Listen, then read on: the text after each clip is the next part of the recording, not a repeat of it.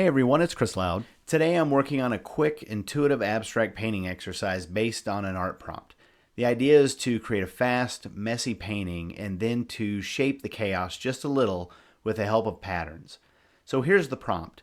You have 15 minutes to paint. For colors, it's your choice of 3 colors plus black and white and any mark making tools in those colors that you want to use.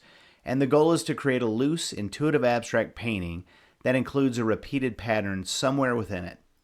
If you're looking for more abstract painting prompts like this one, I'll leave a link in the description for the 50 abstract warm-up painting prompts download.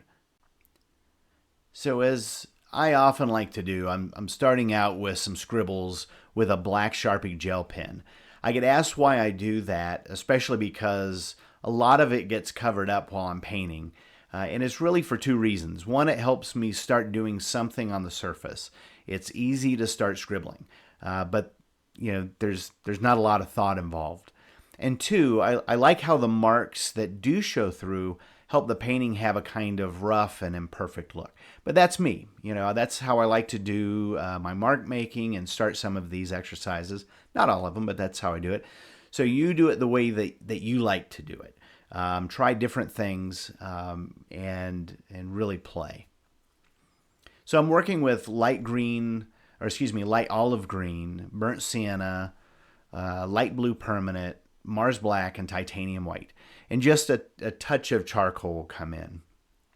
It's a nice, kind of earthy meets moody palette that I've used before that gives some room for contrast. And so this pattern can show up in any way. It can be stamped, stenciled, painted, scratched in, collaged, however you want to do it, whatever works for you in the moment. So here's why I've been thinking about patterns lately. When we paint intuitively, it's easy to get a little lost in all the layers and textures. And honestly, that's part of the fun. But sometimes introducing even a subtle repeated element can ground the piece. It creates rhythm. It gives our eyes a place to land, and it adds just enough structure to help hold everything together. So what I'm using to create my patterns on this piece is the leftover remnants of a sheet of silicone bumpers that I used to put on the back of frames so they don't scratch the wall. And I thought it was a great opportunity to recycle that and use that as a stencil. And then I'm using some Mars Black water-based spray paint to get that down on the surface. So in intuitive abstract painting, we often start with spontaneous marks and bold gestures and layered color, kind of embracing the freedom and the unpredictability. And amid, all that energy, introducing a repeating pattern like dots or lines or grids or, stamp shapes act as kind of an anchor. And we can add it early to guide the composition or layer it in later, like I'm doing, to pull everything together. And, that pattern doesn't have to dominate. Even a subtle, consistent mark can create a visual rhythm and sense of order. I didn't feel like this was quite chaotic enough, so I'm still playing with some paint and some marks. And I'll bring in a stick here in a minute and start making some marks with some Mars Black paint. So some of the benefits of doing this and adding those patterns, is it creates that visual structure. So patterns can give the eye something to follow, helping the viewer navigate the chaos. And it can add cohesion. A simple repeating element can tie together different parts of the painting.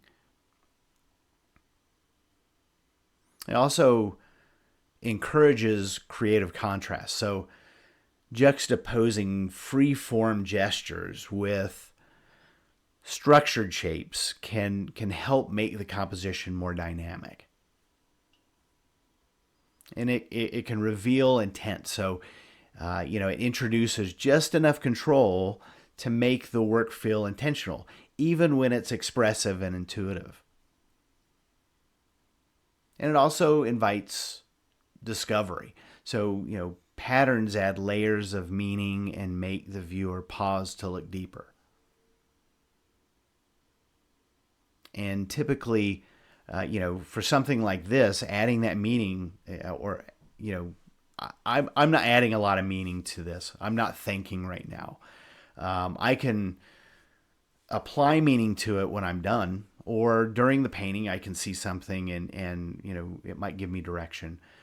But the viewer will typically look at a painting and try and decipher it and try and figure out if there is a meaning. And to me, that's part of the fun of abstract art is hearing what other people think that meaning is. That's not always the case. Sometimes it's just a painting, but it is there. It's that opportunity to look at that in a different way. And before I forget, if you like this video, feel free to give it a thumbs up. If you'd like to see more videos like this, feel free to subscribe. And as always, if you have any feedback or questions, I'd love for you to leave me a comment. But anyway, we're not aiming for perfection or symmetry, just something to echo through the piece.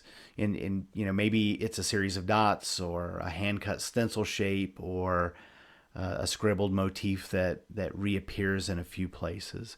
Those visual echoes invite the viewer to move around the piece and start making connections. And honestly, I think that's where the magic lives. And we're still following the flow of intuitive painting. We're reacting, we're adjusting, we're letting things emerge naturally. The patterns become one more voice in that mix, kind of helping guide the energy of the piece. I'd love to hear what kind of patterns show up in your own work, how they change the feel of the painting for you. So this piece was quick and messy, kind of has a grungy, almost industrial feel to it. And at first I wasn't too keen on it, but as the day went on and I looked at it a little more, I began to really like it. And this is a great prompt to revisit again and again, especially if we're feeling scattered or unsure. Adding a pattern can be a quiet way of bringing a little clarity to our chaos. So I'll show you some close-ups here. I'm going to turn around a little bit. And here are some close-ups just real quick so you can see what that looks like. And here it is in a little better lighting and different orientations. So thanks for watching and keep on painting.